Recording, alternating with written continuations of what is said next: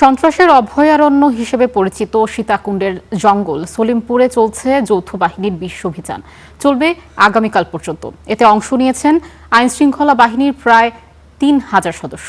এখন পর্যন্ত বেশ কিছু অস্ত্র সহ কয়েকজনকে আটক করা হয়েছে। আরও জানাচ্ছেন সৈয়দ তামিম মাহমুদ। ঘড়ির কাঁটায় তখন ভোর ৬টা। সন্ত্রাসের অভয়ারণ্য হিসেবে পরিচিত সীতাকুণ্ডের জঙ্গল সলিমপুরে শুরু হয় যৌথ বাহিনীর বিশেষ অভিযান। এতে অংশ নেয় সেনাবাহিনী, র্যাব, পুলিশের প্রায় ৪,০০০ সদস্য। জঙ্গল সলিমপুরের চারপাশ ঘিরে ফেলে যৌথ বাহিনী। প্রবেশ ও বের হওয়ার পথগুলোতে বসানো হয় তল্লাশি চৌকি। বিভিন্ন দলে ভাগ হয়ে চলে অভিযান। জঙ্গল সলিমপুরে বিভিন্ন সময় অভিযানে গিয়ে হামলার শিকার হয়েছেন আইনশৃঙ্খলা বাহিনীর সদস্যরা। মারধরের শিকার হন গণমাধ্যম কর্মীও।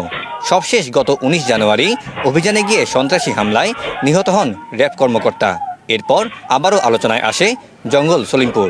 আলীনগর যেখানে শুরু, সেই জায়গাটাতে তারা সম্ভবত রাতের অন্ধকারে একটি বড় একটি ট্রাক সেটা অকেজু করে রাস্তা ব্লক করে রেখেছিল এবং তার ২০ গজ পরে ওখানে একটা রাস্তার উপরে নিচে খাল এবং উপরে কালভার্টটি ভেঙে দিয়েছে, যাতে করে আমরা আইনশৃঙ্খলা রক্ষাকারী বাহিনীর কোনো গাড়ি যাতে কিংবা এই অভিযান যাতে ফলপ্রসূ না হয় তার বাধা সৃষ্টি করেছে। দেশের ভিতরে যেন আরেক দেশ জঙ্গল সলিমপুর। এটি দুর্গম পাহাড়ি এলাকা। সেখানে ৪ দশক ধরে পাহাড় কেটে গড়ে উঠেছে হাজারো অবৈধ বসতি। চলছে রমরমা প্লট বাণিজ্য। গড়ে তোলা হয়েছে একাধিক সন্ত্রাসী বাহিনী। নানা অপকর্মে জড়িত তারা।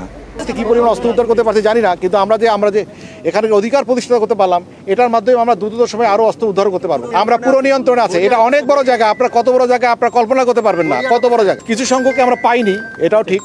বিভিন্নভাবে তারা হয়তো জেনে যেতে পারে, কোনোভাবে হয়তো তল্লাশি চলমান রয়েছে।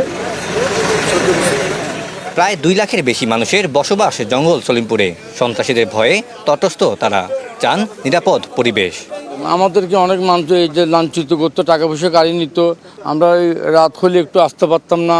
চাঁদাবাজি করে কিছুক্ষণ পরে আসে অসহায় মানুষে নাকুল চকবালির জন্য কুলি বেশি টাকা দেয়। আর আমরা নিরীহ মানুষ, আমরা একটু শান্তি চাই, আর কিছু না। মঙ্গলবার পর্যন্ত জঙ্গল সলিমপুরে চলবে বিশেষ অভিযান। এরই মধ্যে বেশ কিছু অস্ত্র উদ্ধারের পাশাপাশি কয়েকজনকে আটক করা হয়েছে। Syed Tamim Mahmud, star news, Chittagong.